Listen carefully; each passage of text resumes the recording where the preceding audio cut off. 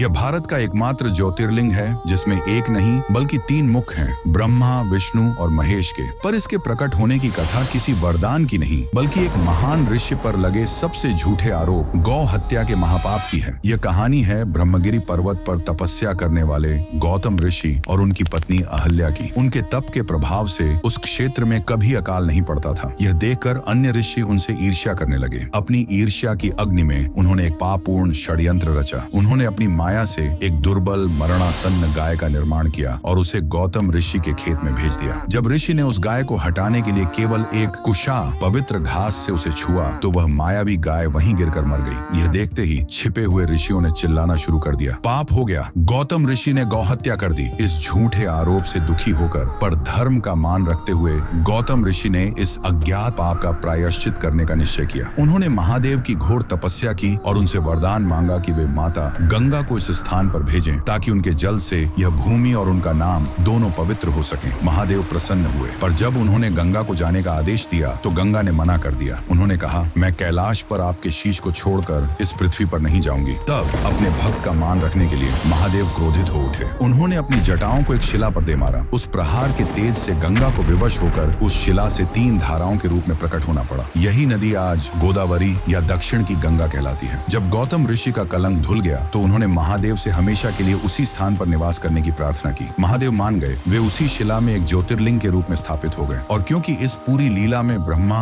विष्णु और महेश तीनों की इच्छा सम्मिलित थी, इसीलिए यह ज्योतिर्लिंग 3 छोटे छोटे लिंगों के रूप में प्रकट हुआ जो त्रिदेव का प्रतीक है। यह ज्योतिर्लिंग इस बात का साक्षी है कि जब पूरा संसार आपके विरुद्ध हो तब भी सच्ची भक्ति स्वयं महादेव को पृथ्वी पर उतरने और आपकी निर्दोषिता को सिद्ध करने के लिए विवश कर सकती है। उस त्रिनेत्रधारी महादेव के सम्मान में जो सत्य की रक्षा के लिए स्वयं प्रकट होते हैं, कमेंट्स में ओम त्र्यंबकेश्वराय नमः अवश्य लिखें।